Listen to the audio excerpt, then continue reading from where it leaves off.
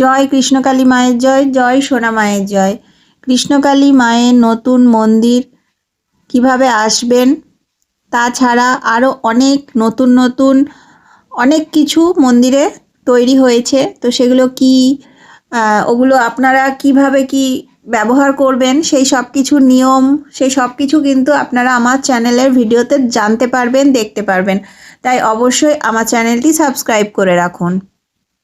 কৃষ্ণকালী মায়ের মন্দিরের নতুন মন্দির যেখানে হয়েছে, ঠিকানাটি হচ্ছে ঘুষকরা ওরগ্রাম কাঁঠালডাঙ্গা। ঘুষকরা ওরগ্রাম কাঁঠালডাঙ্গায় আপনি কিভাবে যাবেন?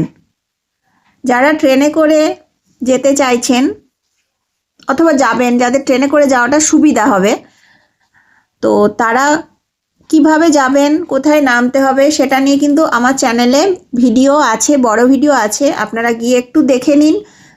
যদি বুঝতে অসুবিধা হয় অবশ্যই কমেন্ট বক্সে প্রশ্ন করবেন, আমার পক্ষে যতটা সম্ভব আমি জানানোর চেষ্টা করব।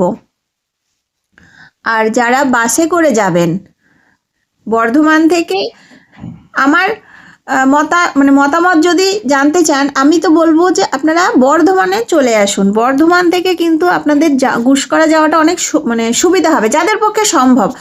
যারা বর্ধমানের যারা ওই বোলপুর শান্তিনিকেতনের দিক থেকে আসবেন, তাদের কথা তারা জানেন, তারা অনেক আগেই ঘুষকরা স্টেশন পড়বে। কিন্তু আমি যারা অন্য জায়গা থেকে আসবেন, আমি তাদের কথা বলছি। বর্ধমানে চলে এলে দুটো সুবিধা, একটা হচ্ছে ট্রেনে অথবা বাসে কোনো না কোনোটা আপনি পাবেন।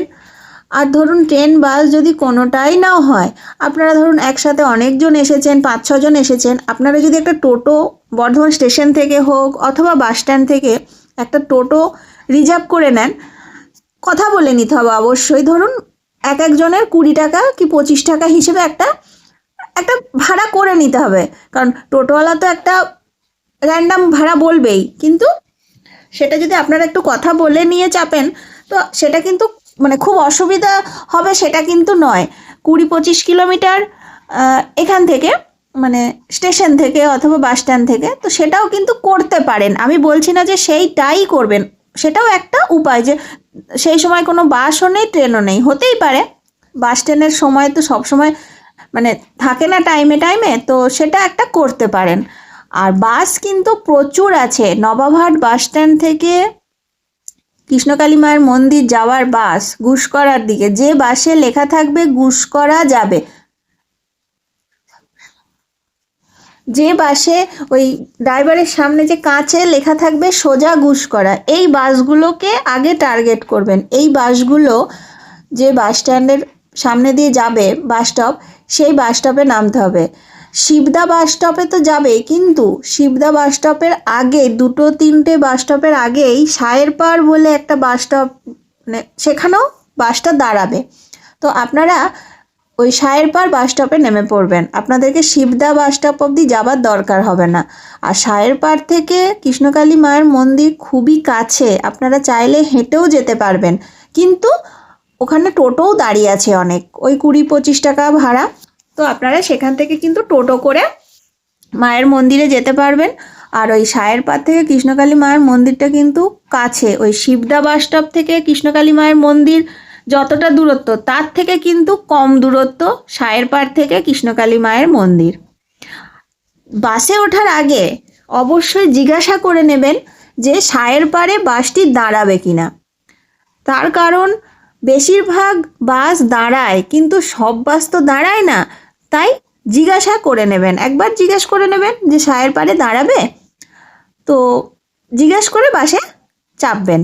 এবং ওই সায়েরপাড় থেকে মায়ের মন্দির খুব কাছে, টোটো করে তো খুবই কাছে, হেঁটেই আপনি যেতে পারবেন, তো সেখানে টোটো করে গেলে তো খুবই কাছে, আর রাস্তাটাও খুব ভালো। তো আপনারা আসবেন মায়ের মন্দির। আর বৈশাখ মাসের 3 তারিখে মায়ের বাৎসরিক উৎসব, কৃষ্ণকালী মায়ের বাৎসরিক উৎসব বৈশাখ মাসের 3 তারিখে। মঙ্গলা মা সবাইকে আমন্ত্রণ জানিয়েছেন, সবাই আসবেন। ওই দিন মায়ের খুব বড় করে পুজো হবে, প্রসাদ বিতরণ হবে, তো সবাই আসবেন। আর ভিডিওটি ভালো লাগলে অবশ্যই ভিডিওতে একটি লাইক করে দেবেন, চ্যানেলটি সাবস্ক্রাইব করে সাথে থাকুন। নতুন নতুন আরও অনেক ভিডিও আসবে এবং সেই ভিডিওগুলো দেখলে আপনাদের অনেকটা উপকার হবে, অনেক সুবিধা হবে। তাই বলবো যে চ্যানেলটি সাবস্ক্রাইব করে রাখুন আর ভিডিওগুলো একটু বেশি করে শেয়ার করে দেবেন যদি সম্ভব হয়। নতুন নতুন ভিডিও আসবে।